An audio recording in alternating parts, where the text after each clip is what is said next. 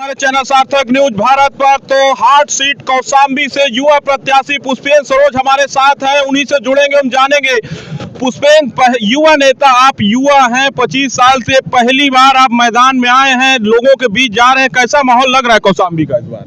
देखिए, माहौल अब की बार बदलाव का है, माहौल जुनून का है, माहौल जनता अब चुनाव लड़ने के लिए आ गई है, जनता सड़कों पे आ गई है और जनता मौजूदा सांसद जी को इस बार बदलाव करेगी। जिस तरह से आप लोगों के बीच में जा रहे हैं, पिछली बार इसी सीट से आपके पिताजी हारे हैं, इस सीट में अब इस बार आप युवा हैं, तो युवाओं के बीच में आप किस तरह से संदेश दे रहे हैं? देखिए, युवाओं के लिए मैं बेरोजगारी का मुद्दा रख रहा हूँ, महंगाई का मुद्दा रख रहा हूँ और सर्व समाज के सम्मान का मुद्दा है मेरे पास। जिस तरीके से मौजूदा सांसद ने सबका सम्मान नहीं किया, अपमान उल्टा किया, तो इस बार जनता अब की बार उनको बता देगी और जनता अपने सम्मान के और हक की लड़ाई लड़ रही है। तो इस बार समीकरण भी 19 से 24 में अंतर लग रहा है, क्योंकि कौशाम्बी की तीनों सीटें 19 में भाजपा के पास थी, इस बार तीनों सीटें सपा के पास है, तो क्या ये भी समीकरण बदला हुआ नजर आ रहा है? क्या इस बार आसानी लग रही है आपको? हाँ, समीकरण है। देखिए, समीकरण में बेरोजगारी भी मुद्दा है, समीकरण में महंगाई भी मुद्दा है, समीकरण में मान सम्मान भी है।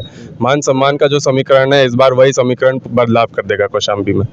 तो पुष्पेंद्र, एक सवाल और रहेगा, जो आपके राष्ट्रीय अध्यक्ष अखिलेश यादव एक कह रहे हैं कि पीडीए पिछड़ा दलित और अल्पसंख्यक की बात हो रही है, उसमें अगड़े की बात नहीं हो रही है, तो अगड़े को लेकर साथ कर आप चल रहे हैं या पीडीए तक ही आप सीमित हैं? देखिए, हम सबसे दिल खोल के मिल रहे हैं, सबका आशीर्वाद लेकर चल रहे हैं और सर्व हमको अपना रहे हैं। हम सर्व समाज की बात कर रहे हैं, सर्व समाज के सम्मान की बात कर रहे हैं, इसलिए सर्व समाज हमारा सहयोग कर रहा है, सर्व समाज अब की बार बदलाव करने जा रहा है। और जिस तरह से वर्तमान सांसद लगातार एक वर्ग पर इस तरह से अभद्र टिप्पणियां कर रहे हैं, उसको लेकर आप क्या कहेंगे कि इस तरह से टिप्पणी करनी चाहिए समाज के अनेक वर्गों पर? देखिए, मेरा मानना है कि राजनेता को ऐसी टिप्पणी नहीं करनी चाहिए। जिस जनता ने आपको 10 साल आशीर्वाद देके सांसद बनाया, उन्हीं का आप अगर अपमान करेंगे, उनकी सुनवाई नहीं करेंगे, तो जनता आपको चुनाव में फिर बदलाव कर देगी, आपको सबक सिखा देगी। और राजनेता को ऐसी टिप्पणियां नहीं करनी चाहिए, ना दूसरों पे और ना जनता पे खासकर। वहीं वर्तमान सांसद विनोद सोनकर कह रहे हैं कि पुष्पेंद्र के पास कोई अनुभव नहीं है, राजनीतिक पहली लॉन्चिंग लोकसभा चुनाव में हो रही है, तो राजनीति के लिए क्या अनुभव की जरूरत भी होती है? देखिए, राजनीति काम का एक वो होता है और काम करने के लिए कोई अनुभव नहीं चाहिए होता है। अगर इतना अनुभव होता तो वो 10 साल सांसद रहते, वो काम कर लेते। वो मेरे से दुगने हैं उम्र के, तो अगर नहीं उन्होंने काम किया है तो जनता आपकी बार बदलाव कर देगी। और राजनीति में काम करने के लिए होना चाहिए, आपके मन में भाव होना चाहिए और जनता के समर्पित होना चाहिए, जनता के टुवर्ड्स, और जनता का सम्मान करना चाहिए, जनता की सुनवाई होनी चाहिए। जनता का आप अपमान करिए और जनता की सुनवाई ना करिए तो उसमें कोई एज फैक्टर है भी नहीं। अगर आप इतने हैं मेरे से योग्य और मेरे से इतने एक्सपीरियंस्ड है तो आप जनता के लिए काम करिए, तो इसमें कोई एक्सपीरियंस और एज की फैक्टर नहीं है। पुष्पेंद्र, एक सवाल सबसे ज्यादा चर्चा में है, मीडिया कवरेज में ये बात आ रही है कि पुष्पेंद्र लंदन से पढ़ के आए हैं, तो लंदन और कौशाम्बी में क्या अंतर नजर आ रहा है आपको? ये बात भी उन्होंने उठाई थी कि मैं लंदन से पढ़ के आया हूं, तो मैंने उनको जवाब दिया था कि बाबा साहब भी लंदन से पढ़ के आए थे, फिर उन्होंने संविधान लिखा था। महात्मा गांधी भी बाहर से पढ़कर आए थे, उन्होंने आज़ादी की लड़ाई लड़ी थी। तो अब की बार मैं भी बाहर से पढ़ के आया हूं, तो मैं कौशाम्बी के जनता के हित के लिए काम करूंगा और कौशाम्बी की जनता के सम्मान के लिए काम करूंगा। किस तरह के विकास को आप प्राथमिकता देंगे? अगर आप बन जाते हैं तो एक रिकॉर्ड ही होगा, क्योंकि 25 साल की उम्र में सांसद, 26 साल में योगी बने हैं, 27 साल 28 में तेजस्वी सूर्या भी बने हैं कर्नाटका से, तो तमाम युवा नेता आए हैं, लेकिन आप कम से कम उम्र में सांसद बनेंगे। अगर बनेंगे तो कौशाम्बी के विकास के लिए किस तरह से प्राथमिकता रखेंगे आप? देखिए, कौशाम्बी के ग्रामीण विकास से लेकर शहरी विकास तक, चाहे वो एजुकेशन से लेकर ग्रामीण विकास में सड़क, बिजली, जल, पानी, हर चीज़ का विकास हो, हर चीज़, और उसके ऊपर जिस तरीके से सबका सम्मान और सबकी सुनवाई पहले हो।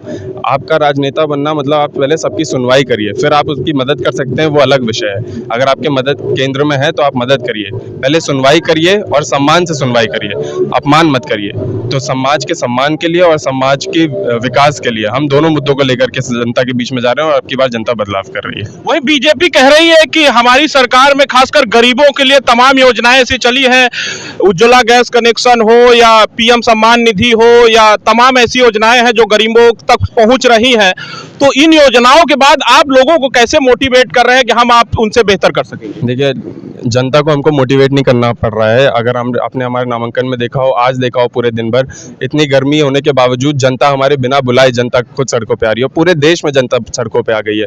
अगर इतना ही विकास है, उतना ही ज़मीनी हकीकत होती तो जनता अपने हक और सम्मान के लिए सड़कों पे नहीं आती। तो अब की बार जनता ही बदलाव पूरे देश में करने जा रही है और कौशाम्बी की जनता इस बार लाखों लाख वोटों से बदलाव करने जा रही है। उसमें एक सवाल, आखिरी सवाल रहेगा, जिस सीट पर आप मौजूद है कुंडा विधानसभा लगता है ये प्रभावशाली रही है राजा भैया के नाम से। कुंडा और बाबागंज दोनों इलाके राजा भैया का दबदबा रहा है। 2019 में उन्होंने चुनाव लड़ाया था अपने प्रत्याशी शैलेंद्र को, लेकिन इस बार नहीं लड़ा रहे हैं। अगर प्रत्याशी राजा भैया का नहीं आया तो किसे आप फायदा होता देख रहे हैं? देखिए, यहाँ की जनता स्वाभाविक है 20 मई को वो भी वोट करने जा रही है। कौशाम्बी लोकसभा क्षेत्र में सारे विधानसभा की जनता वोट करने जा रही है। हम सब जनता के बीच में दिल खुल के जा रहे हैं, उनके सामने उनके सम्मान की बात रख रहे हैं, उनके विकास की बात रख रहे हैं और वही बदलाव करने जा रही है। तो प्रचार में कह रहे हैं कि समाजवादी पार्टी का, बीजेपी का जिस तरह से प्रचार प्रसार चल रहा है उस तरह से समाजवादी पार्टी कहीं ना कहीं जनता के बीच से दूर नजर रही है। क्या अब आने वाले समय में प्रचार प्रसार तेज होगा आपका? देखिए, प्रचार प्रसार जनता कर रही है और जनता के बीच में अगर जनता प्रचार प्रसार करने लग जाती है तो फिर वो एक अलग ढंग से प्रचार होता है। वो जन जन के बीच में जाके प्रचार होता है। वो सड़कों और चौराहों से निकल जाके प्रचार नहीं होता है। वो घर घर कोलिया कोलिया जाके हमारी बात रख रहे हैं, हमारे पोस्टर्स बैठ रहे हैं, हमारे बैलेट्स बैठ रहे हैं और हमारी बातें रखी जा रही है, उनकी सुनवाई हो, उनका सम्मान हो, वो इस तरीके का प्रचार हो रहा है। सिर्फ गाड़ी लेकर चौराहों से और सड़कों से निकल जाने वाला प्रचार नहीं है। और एक बात और भी रही है पुष्पेंद्र, ये इलाका गुलशन यादव का भी प्रभावशाली रहा है। पिछली बार विधानसभा चुनाव लड़ा है तो 70,000 से ज्यादा वोट पाए हैं, कम मार्जिन से ही विधायकी हारे हैं। तो क्या गुलशन यादव का किस तरह से सपोर्ट है, गुलशन यादव किस तरह से मदद कर रहे हैं आप? देखिए, पूरी समाजवादी पार्टी की टीम हमारे साथ है, कांग्रेस पार्टी की टीम हमारे साथ है, आम आदमी पार्टी की टीम हमारे साथ है, जन अधिकार पार्टी की टीम हमारे साथ है। इंडिया गठबंधन ये चुनाव लड़ रहा है और सब लोग हमारा सपोर्ट कर रहे हैं। और मेरा मानना यह है कि आपकी जनता चुनाव लड़ रही है, हमारे से कंधा कंधा मिला के जनता चल रही है। मैं तो देख रहा हूँ कि मैं पीछे हो जा रहा हूँ, जनता ही आगे बढ़ के मेरे से पहले पहुँच जा रही है, जनता ही वहाँ पे इंतजार कर रही है, जनता ही आगे बढ़ के मेरी बातों को रख दे रही है। तो जनता ही चुनाव लड़ रही है। बहुत बहुत धन्यवाद। धन्यवाद। ये हमारे साथ थे कौशाम्बी लोकसभा सीट से पुष्पेंद्र सरोज, जो कि इंद्रजीत सरोज के बेटे हैं। साफ कह रहे हैं कि इस बार का चुनाव विनोद सोनकर से नहीं है, सीधा जनता चुनाव लड़ रही है और इस बार सांसदी का चुनाव जीतेंगे और पिताजी के बदले